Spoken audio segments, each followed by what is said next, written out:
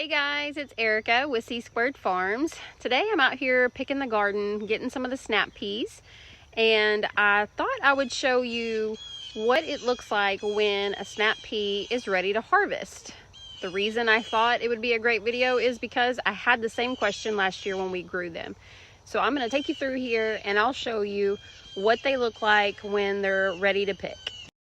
All right, so I'm going to give you a few comparisons. When you look at this one, you can see it doesn't have the really big bubbles on the side, and it's still kind of flat. This one's not quite ready yet. This one, you can see, this one would be one that you could go ahead and pick. It'd be good and tender, in my opinion. It's a little fatter, but it's still not quite how I like them. Let's see if we can find one here on here. All right, so down here, you can see this one most definitely is ready.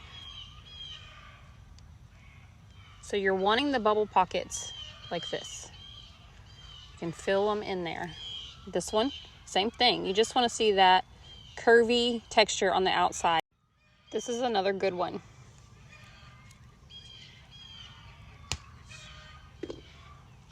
I'm going to go ahead and harvest this one.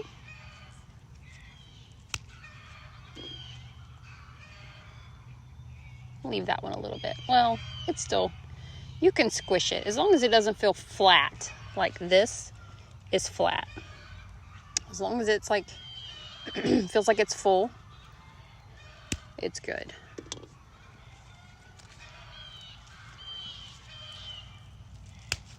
This is just how I like them. You guys are welcome to grow them and pick them how you want. But I'll tell you what, this is my favorite snack in the garden. While I'm out here picking peas, I wanted to show you these little sticky traps. They're sticky on both sides. I put them all around the bases of our plants early this year, like just a few weeks ago. And so far, it seems like it helps tremendously with the bugs. We're not seeing a lot of damage on any of the leaves from the bugs just yet. So hopefully that'll kind of keep them at bay.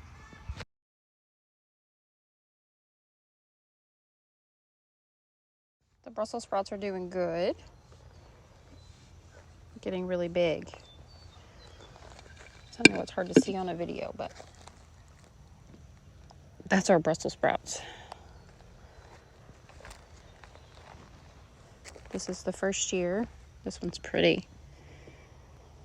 We have grown Brussels sprouts that got this big. Ours usually were like, a foot tall, and all the armyworms destroyed them before they ever made anything. So hopefully this year it'll do better.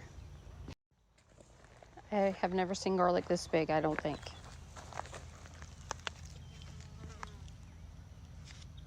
You can see compared to my finger, it's big. So you can see the leaves are starting to die.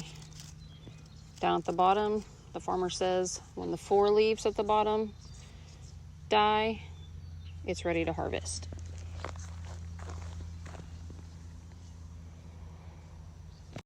The farmer got the zucchini in. Another good example of these sticky traps. I really feel like they help tremendously. Look at that one. And I actually came out here, so all the ones that you see that are butterflies have been out here for probably about 3-4 weeks. The tulip looking ones, I just put out here like last weekend.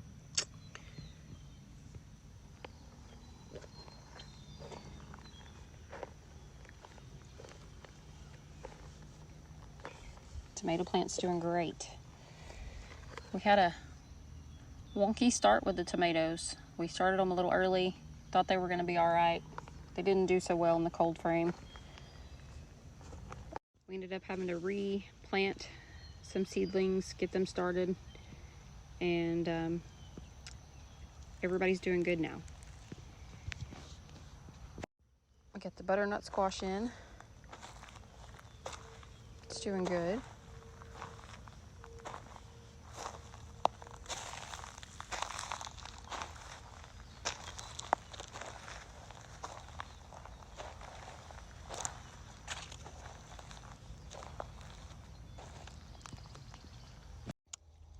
We have 3 rows of corn going. It all looks like it's growing great.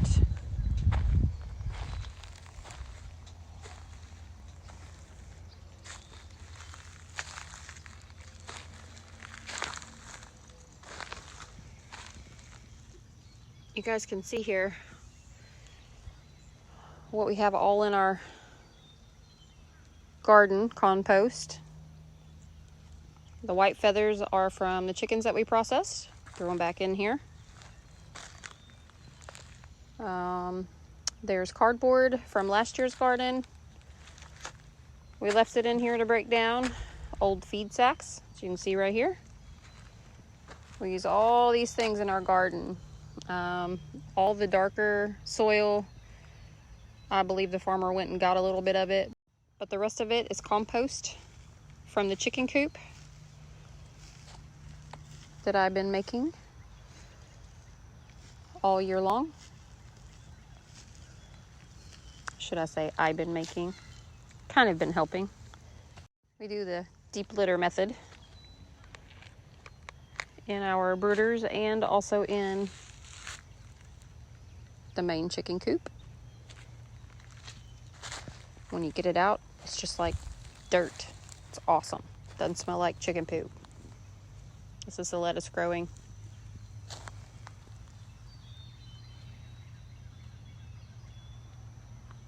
It's really pretty.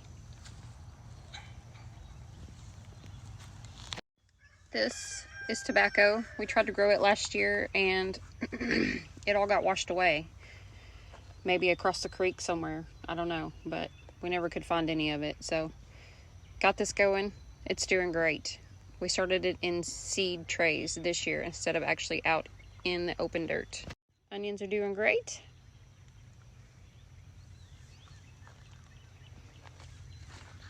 Need to get these pineapple squash to their new homes.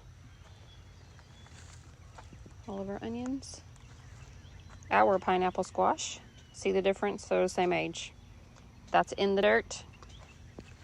That's in the pot. We've got a bunch of different things over here started. Looks like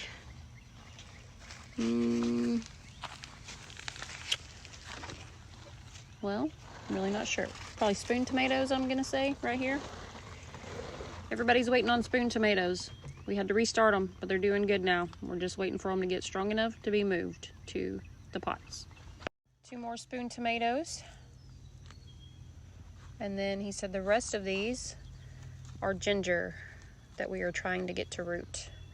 It does take a while, but cross your fingers. Hopefully we can get our ginger to root. So the farmer just joined me out here and he is going to show you his drip irrigation system. It's awesome, guys. We hook the water hose up to this, just a timer. This is a backflow preventer into the PVC pipe, and then the PVC pipe pretty much goes all throughout the garden, and then every area has a shut-off valve on it to turn each region on or off. This has they all have a regulator on them also. And then this is just 1/2-inch line from Home Depot. All of these fittings came from Home Depot except for this. And this piece in the drip line came from Drip Depot. And that's it has a 6-inch emitter spacing at roughly 1/2 gallon per hour. And you can see there's more pipe running out. It's still working on it all, but here's a better view of Each one of those drips out water. It's actually running right now over here, so you can see. And I did change this area. I ran it up to these raised beds, up onto the raised beds to allow it to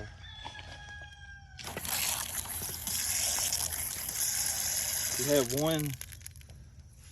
just one run on each one right now, but you can see the water coming out of it, the speed that it comes out. I may have to wind up adding another line somewhere on there and have 2 of these lines per bed. I've still been experimenting with how much water, how long I have to leave it running, those things, but each one of the beds has that. And it looks like the garden is full of weeds, but this was planted on purpose as a winter cover crop. It'll die when the weather gets cool. I mean warm, sorry. But this bed has one. We haven't finished this one yet, and we haven't put anything in these yet, or these, but we will. We're getting there. But I just wanted to show you guys, this is just awesome. He started on this a couple years ago. Well, I guess about 2 years ago. Thought we had it all figured out. And we decided to change it up a little bit. But can you tell them why you decided to change it up? Like what worked better, what you think will work better, and why you changed what you changed? Well, the first year I used the regular soaker hose. And it is, you can't hook but 2 or 3 of those together, or the water pressure isn't enough for it to actually work. So I made this irrigation system so I could hook a bunch of the soaker hoses together and have them all running. But I didn't like the soaker hose because they eventually started leaking and spraying water everywhere, all over the plants. And so then last year I used this type of stuff on some of the garden, which is also from Home Depot. And it worked okay for last year. And then it also has this little, it also has emitters in it like that tape does, but I just like the tape better. So each year it's been an adjustment to figure out what works best for us, and this is what's going to work the best. So it will all be getting changed to this. Even on the barrels, I may run a piece of the drip tape and then put a piece of the 1/2 inch between the 2. That way it's not water dripping here, it's all going in the buckets eventually. That's a smart idea. And I'm also going to add a water spigot out here in this irrigation system for filling up watering cans. Because right now, if this is all running, I have to go unhook the water hose to fill up a watering can to go water other things. And so I will add a water spigot. What about the benefits of this old thing, this old sprinkler that we used to use versus... We still might use it some, but I don't like watering overhead. Right, that's what I was trying to get you to say. I try to water in the evenings because I don't get to water in the mornings a whole lot. And then all the plants are wet, so it's attracting bugs and pests and all that kind of stuff. And I'm just not So trying to water your plants just at the base, at the soil, instead of over the top of them, he says, is better. And I think that he's right. For one, you're not watering every little thing that could grow a weed. This goes, of course, behind the backflow preventer in there. And as you can put liquid or water soluble fertilizer in that, and it will, I can feed the garden while I'm watering that. And this is what I've been using, even in the watering cans, not just in this, to feed the garden. AgroThrive. And where can you get this? I've just been ordering it off of Amazon. So we can get the AgroThrive off of Amazon. I think it was Haas Tools, though, that we kind of learned about the AgroThrive with. Well, it them was and Lazy Dog. Lazy Dog. Yeah, Lazy Dog Farms. If you guys haven't checked him out on YouTube, you should. He's a pretty cool dude. We learned a lot from him. But Hostels is where we got that injector fertilizer, I guess you would say it is. What is it? Injectable? Yeah, I guess. Pretty much. And I'm not fancy, guys. I'm just simple. That's also where we got our heat mat for sprouting. Mm-hmm. And then the regulator for the temperature that hooks to the heat mat. Right. Because we figured out that the heat mat gets way too hot for some stuff to start on its own. We learned that by using the heat mat without the regulator at first, and we didn't really have good success with our seeds starting. And then once he ordered the thermostat, it worked great, because then we could set it to what we were growing. Something else we have changed up: if you guys start seeds your own way, get them started yourself, I guess is what I'm trying to say. Hostels also offers the best seed starting mix. It's amazing. I don't care how much it costs, it's worth it. All right, so that's what's going on in the garden. I hope you guys have a great evening. We've certainly been enjoying this sunshine. I hope you guys have as well. And if you have any questions, you can drop them in the comment box below. I'll do my best to try to get back to you on the questions. My husband and I both do work a full-time job, and we run the farm too. So if you guys would just be patient with us, we do the best we can to get back with everybody, and we are so appreciative that you guys want to follow us and check out what's going on the farm. Thanks for watching, guys. We'll see you on the next one.